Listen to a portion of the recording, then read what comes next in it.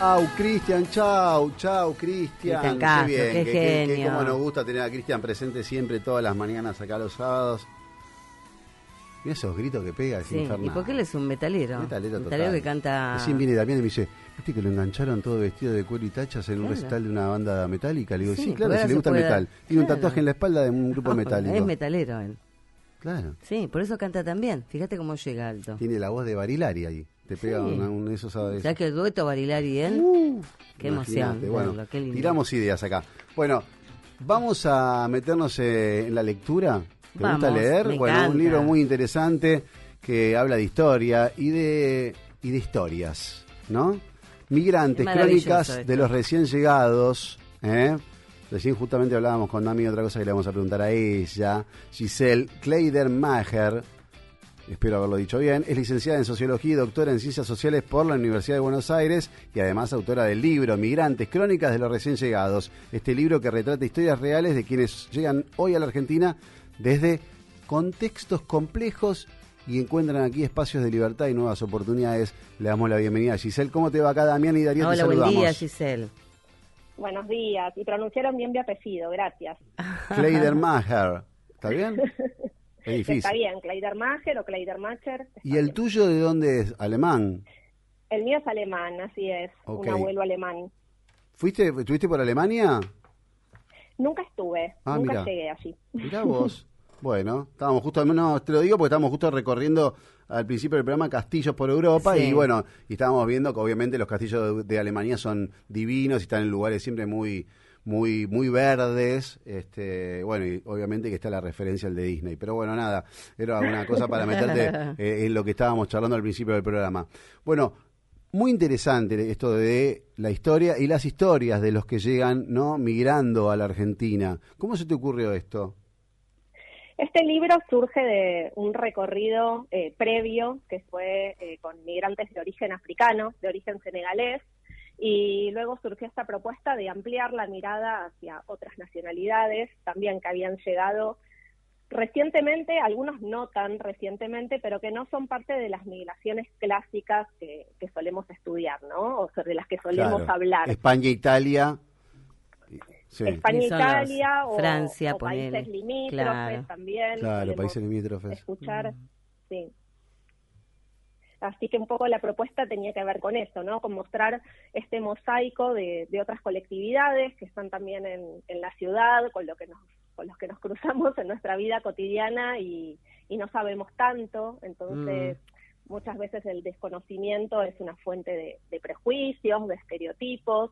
Entonces la propuesta era mostrar un poco estas historias relatadas muy de cerca para romper esos prejuicios, esos estereotipos, esas miradas que no siempre coinciden con lo que tiene que ver con las personas, ¿no?, de carne y hueso. Totalmente. Y Páez Vilaro en su momento había dicho una frase que era muy interesante, que era que si los países no tuvieran fronteras y la gente podría transitar de un país a otro sin problemas, es decir, sin visa y esas cosas, quizás nos evitaríamos un montón de problemas y de conflictos y de guerras. Pero lo que yo siento hoy por hoy es que no sé si es tan así. Lo siento como mucho más receloso todo por lo que pasa en Europa, ¿no?, con todos los migrantes, que preocupa y mucho, la verdad, porque no es algo que lo haya escuchado una o dos veces, lo escucho muy seguido ya, el maltrato y la discriminación que está ocurriendo en Europa nuevamente con los migrantes africanos y los migrantes de otros lugares del mundo. Siento como que no es lo mismo. Antes la migración era como algo que se recepcionaba, se llegaba a otro país de otra manera, uno tenía que hacerse la América, como se decía. Hoy por hoy no sé si la gente recibe también a los migrantes. Me parece como que lo digo también por los sirios, ¿no?, que esos ya son otra cosa, son refugiados, pero también son migrantes. Me parece que como que hay una situación no tan amigable. ¿Es así? Sí, desde ya que es así. Creo que ahí hay varias cuestiones que tenemos que desandar, ¿no? Por un lado, en el momento en el que surgen los estados nacionales, a fines del siglo XVII y en el siglo XVIII, hubo como una una puesta en escena sobre quiénes somos parte de una nación, una construcción bastante artificial, ¿no? Sí. En donde todos nos reconocemos con un idioma, todos nos reconocemos con una bandera, todos nos reconocemos como parte de un pueblo. Y ese pueblo en realidad es una construcción social. Es muy difícil que encontremos en un lugar gente que haya nacido y siempre haya vivido en ese lugar. En general la gente se movió por el mundo. Entonces esa construcción de una nación es una fabricación, ¿no? En el momento que vos mencionás de esto de hacer la América y de las grandes migraciones transoceánicas, también hubieron distintos recelos en relación a estos recién llegados. No siempre se los recibió tan bien o con tanta euforia, porque no siempre llegaban aquellos que se esperaba que lleguen. En el caso de Argentina, por ejemplo, cuando se fundó la Constitución Nacional y se hizo ese llamamiento para poblar el suelo argentino, se esperaba que llegaran migrantes europeos del norte, nórdicos. No llegaron esos, llegaron inmigrantes del sur de España, del sur de Italia, y luego también comenzaron a haber ciertos resquemores con estas personas que estaban llegando al país, que traían ideas anarquistas, que traían ideas socialistas, y también empezaron a haber barreras a esa migración. Las barreras se van poniendo en distintos momentos de la historia, un poco en consonancia con los momentos políticos y económicos que viven los países. Acá tenemos sobre todo una imposición de un discurso xenófobo, sobre todo en la década de los 90, ¿no? Con un discurso muy neoliberal que donde el Estado se achicaba, en donde había cada vez menos recursos para gastar en la población, y se ponía al migrante como aquel que acaparaba esos pocos recursos que supuestamente nos corresponderían a los nacionales. Me parece que son discursos, como te digo, que se van imponiendo en distintas épocas, y lamentablemente hoy por hoy estamos escuchando mucho esos discursos en todo el mundo. Como bien decías, en Europa, lo sabemos sobre todo con el ICE en Estados Unidos, y también está sucediendo acá. Giselle, nosotros acá tenemos como dividido, creo que, no sé, supongo que hay gente que discrimina porque siempre la hay, es imposible que no haya, lamentablemente. Ojalá que en algún momento se pongan en el lugar del otro y sepan lo que es dejar su propio país y sus cosas huyendo de la guerra y de la desolación. Pero acá los senegaleses se encargan de la bijú, los venezolanos de los servicios. Bijú y anteojos. Los venezolanos de los servicios, todos los que servicios son tan amables que ellos siempre terminan diciendo una frase, ¿no? Mucho médico también, Mucho médico, sí. Más colombiano me parece que hay más que venezolano. Hay médicos venezolanos. Bueno, cada país tiene su sector, qué sé yo, los judíos tienen su parte de telas. Cuando llegaron los japoneses acá, pusieron tintorerías, es así, una oleada de japoneses puso tintorerías. Pero esta acá. Última inmigración, por ejemplo, bueno, los chinos con los supermercados, los peruanos y bolivianos con todo lo que es verdulerías y qué sé yo. Cada país trae su background de cosas que saben hacer y se van ayudando entre ellos, porque todos en este país tienen como un gueto donde se ayudan y donde saben dónde ir a buscar precios o dónde hacer las quintas, en el caso de los peruanos y los bolivianos. O sea, todos tienen su espacio. Me parece que acá creo que es el país que los deja crecer, cosa que me parece que en otros lugares no sé si pasa igual, pero dentro de todo hay como un recibimiento de que, bueno, que todos podemos convivir con todos y que tienen su espacio. No sé si, yo por lo menos siempre analizo eso y digo, cada uno tiene su lugarcito y bueno, tal vez el argentino no sé qué hace un poco de cada cosa, ¿no? Pero tienen claro, es como que nosotros en ese aspecto estamos medio perdidos, pero ellos es como que tienen se ayudan entre todos y se unen, a lo mejor justamente porque están fuera de su país y necesitan estar en contacto con alguien que los contenga y les dé una mano cuando vienen. Sí, yo creo que ahí también hay varias cuestiones para analizar. Es verdad que en general el migrante lo primero que hace al llegar a un lugar es buscar redes, ¿no? Claro. Estas redes migratorias, que es buscar a quien migró previamente y que ya conoce un poco más de ese país, que conoce cuál es la normativa, que conoce cuáles espacios están más habilitados. Y en ese sentido que vos mencionabas, cada uno tiene su lugar. Yo creo que es un poco el lugar que les dejamos, no tanto el lugar que desean, sino el que dejamos. Muchas veces tiene que ver con sectores en donde la población argentina no se inserta porque no lo desea, porque le resulta más difícil. Entonces, en general se van armando estos nichos, ¿no? En donde se insertan mayoritariamente las personas de una nacionalidad. No siempre porque lo deseen, sino porque es lo que pueden.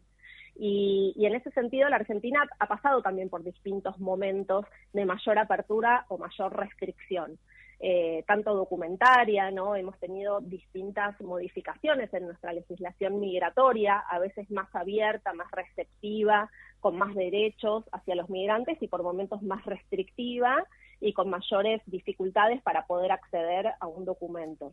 Un documento que es lo primero que necesita una persona cuando migra para poder hacer trámites, para poder abrir una cuenta bancaria. Digo, el documento nos habilita a un montón de cosas.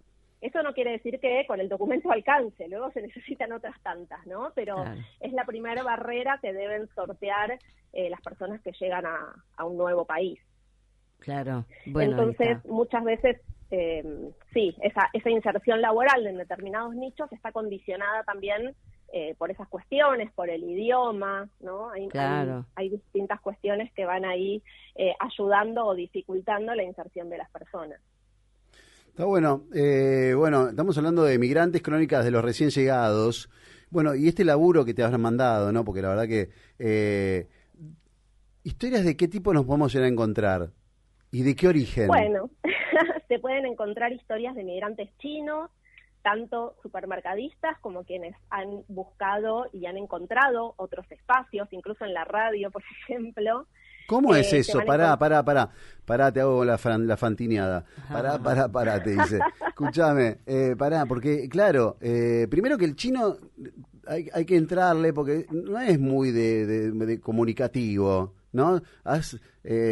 Tenías que haber tejido un poquito una cosa para que se abra, una cosa de confianza, o tenías algún dato de alguien que era más parlanchín o transmisor de historias, porque viste que el chino por ahí no tiene ganas de contar, viste, o de hablar mucho.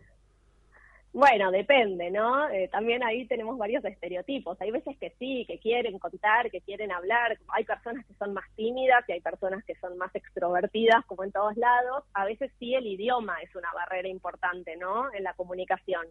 Ahí yo fui buscando personas que estaban interesadas también en contar sus historias, claro, en poder contar la historia de su familia. Entonces, bueno, di con Carlos Lin, por ejemplo, que es un locutor, que trabaja en la radio y trabaja en la televisión, entonces, por supuesto, ¿cómo se llama? Ganas de contar su historia. Carlos Lin. Carlos Lin. A ver, lo quiero conocer a Carlos Lin. Un locutor chino. Sí, bueno, su familia es de origen chino y taiwanés. Él nació en Bolivia, pero vive en la Argentina desde muy chiquito. Carlos Lin. Mirá vos. Ah, sí, acá lo tengo. Mirá, qué facha tiene Carlos Lin. ¿No? Sí. Totalmente, lo veo con un saco azul, muy canchero, Carlos Lin, totalmente. El chino que llegó primero, dice. Bueno, ahí está. Sí, claro, mirá, no lo tenía. Qué bien. Qué interesante, qué claro. Acá, acá enganchaste, claro, a alguien que le gusta hablar, por supuesto, está muy bien. Claro, hay bueno, muchos personajes diversos con la idea de poder mostrar distintas voces dentro de cada una de estas comunidades migrantes que se han insertado en distintos lugares y que tienen distintas miradas también. ¿Y el chino por qué viene para acá? Bueno, son distintas oleadas también, ¿no? Los primeros migrantes vienen cuando se abre la muralla china, cuando se abre China al mundo occidental, entonces recibimos bastantes migraciones. Los que llegan actualmente y que abren supermercados vienen del sur de China, buscando también nuevas posibilidades económicas, buscando nuevos destinos. Pero ya me imagino que sí, pero a ver, acá es donde yo te quiero preguntar a vos que has investigado en la idiosincrasia del chino, porque uno piensa que el chino es muy nacionalista también en un punto, y de repente la primera de cambio, cuando se les abrió la puerta, dijeron, che, vámonos de acá. Bueno, ¿no? no sé si fue tan así. Suelen venir de una región en particular, que es la región de Fujian, que queda al sur de China y que sí ha sido en los últimos años un lugar, un poco podríamos pensar, expulsor de población o un trampolín que se usa también para probar otras opciones. Pensemos que China tiene muchas ciudades muy superpobladas, entonces la competencia para poder hacer algo es mayor, claro. Y en ese sentido, bueno, la búsqueda de oportunidades, de ganar más dinero, en muchas ocasiones con la idea de regresar luego a su país, ¿no? No todos los migrantes salen con la idea de no volver nunca más, sino que por el contrario muchos lo hacen pensando en ahorrar un dinero y luego poder volver a su país. ¿El y chino es así? Propiedad. ¿El chino es así? Sí, en muchas entrevistas sí, de hecho han retornado en algunos casos. Mira, yo pensé que van viajando, yo pensé que se instalaban acá y después no querían volver más, pero bueno, mira, es interesante saber estas cosas. Sí, luego las trayectorias migratorias son bastante erráticas. Bueno, la gente se enamora, arma familias, las cosas se van cambiando. Mirá qué loco. El otro día hablábamos con un actor coreano, sí, muy conocido, que contaba también de cómo llegó su familia acá, y contaba que él iba a Paraguay en primera instancia, pero que vinieron en barco, y que pararon en Buenos Aires para saludar a una familia que los iba como haciendo una parada antes de llegar a Paraguay. Chan Sung King, y llega acá y se quedan un mes y se quedaron y encontraron como el lugar en el mundo, porque dijeron, en ese mes se dieron cuenta que en Buenos Aires la estaban pasando muy bien y dijeron, ¿para qué me voy a ir a Paraguay si acá estoy bien? Y se quedaron así, Claro. ¿viste? Se sorprendieron ante la hospitalidad, o claro, imagínate, el tipo no sabía ni a dónde venían. Y llegaron a Argentina, sí, o sabían que iban a pasar por Argentina, pero no sabían con lo que se iban a encontrar, y se encontraron con un lugar que les gustó, y se quedaron. Y pegaron el volantazo. En bastantes historias, sí, o que no saben a dónde van a llegar, ¿no? Hoy por hoy nosotros estamos muy acostumbrados a tener el celular conectado a internet, sí. Y cualquier lugar a donde vamos googleamos, ¿no? Sí. Pero quienes llegaron hace 15 años no era tan habitual. Tener un teléfono inteligente conectado a internet y tener toda esa información. Pero aparte el manejo de la incertidumbre, ¿no? Porque, no sé, yo me imagino llegando a un lugar sin saber a dónde voy a ir, me estoy yendo a instalar, ¿no? ¿Es una personalidad particular el del migrante? No sabría, no afirmo ni niego, diría. Sí creo que hay cierta dosis de curiosidad, seguramente en algunos casos. Y de arriesgue, porque la verdad sí, que es de como osado. desenvolvimiento también, Sí. Pero bueno, en algunos casos también tiene que ver con obligaciones familiares, con mandatos, y ya no se trata tanto de una decisión individual. En muchos casos tiene que ver con decisiones familiares, ¿no? Entonces ahí es más azaroso. Pero bueno, sí, efectivamente, quienes se quedan, quienes logran armar sus trayectorias de vida acá, sí han logrado de algún modo conjugar dos culturas en muchos de los casos muy diferentes. Uh-huh. Y sobre todo yo creo que la mayor barrera es la idiomática en los primeros tiempos, claro. ¿No? De quienes llegan de China, quienes llegan de Rusia, quienes llegan de Senegal, tienen idiomas muy diferentes y ahí la barrera idiomática, idiosincrática, me parece que es más grande. Sí, eso se nota mucho y bueno, y tardan unos cuantos años en incorporar el español, que dicen que es uno de los idiomas más complicados de aprender, así que les debe costar mucho. Pero bueno, la verdad que cuando hablamos de inmigración, hablamos de Argentina, que es recosmopolita, porque cuando hay un lugar que es el Museo de los Inmigrantes, que es donde recibían antiguamente en el 1800 a los primeros inmigrantes, en las inmigraciones después de la guerra, o en estas catástrofes que había, y los recibieron a todos, ¿no? Perdón, no en el 1800, en el 1900, y bueno... Sí, el Hotel de los Inmigrantes, que hoy funciona como museo, también tiene la sede, la Dirección Nacional de Migraciones. Allí efectivamente pasaban las primeras noches los migrantes europeos que venían en los barcos. Ahí también les hacían las revisiones médicas, para que luego, se insertaran en la sociedad, algunos con mayores dificultades y otros más rápidamente. Pero sí, es súper interesante para visitar el museo. Sí, es muy interesante y es muy interesante tu libro también, y para entender un poco lo que le pasa a un ser humano cuando tiene que dejar su tierra natal y tiene que ir a otro mundo totalmente distinto, ¿no? Y eso también genera empatía, indudablemente. Sí, así es. Creo que, bueno, es con ese espíritu que lo escribí y espero que se lea también en esa clave, ¿no? Poder acercarnos a esas personas, con las historias, con todo lo que traen, algunos escapándose de la guerra, otros eso te iba a preguntar, por casualidad. Crónicas de migrantes de qué países, ya dijimos China, y de qué otros países nos vamos a encontrar en el libro. Rusia, Venezuela, Senegal y Siria. ¿Y Siria? Siria. Claro, sí, totalmente. Los sirios que llegan, la verdad, contábamos también antes o charlábamos, cómo llegan los sirios, ¿no? Huyendo de la guerra, que la verdad también es la diferencia entre el refugiado y el migrante. Sí, es una distinción que se hace, digamos, en términos formales, ¿no? Los refugiados solicitan la condición, el estatuto de refugiado. En cambio, los migrantes tienen que solicitar en algunos casos una visa de turista para poder ingresar al país y luego solicitar la residencia. Son como caminos distintos que se abren, ¿no? Sin embargo, para los sirios es interesante porque en el libro hay primero una historia de un sirio que llegó hace muchísimo más tiempo, ¿no? Dentro de la otra oleada, la primera oleada de migrantes sirios, que en su momento se los llamaba los turcos, ¿no? Claro. Porque Siria formaba parte del Imperio Otomano. Y luego sí, dos historias de personas que llegaron justamente solicitando refugio en un programa que existió en la Argentina, era el programa Siria, un programa de visado humanitario para que pudieran ingresar en el momento de mayor conflictividad.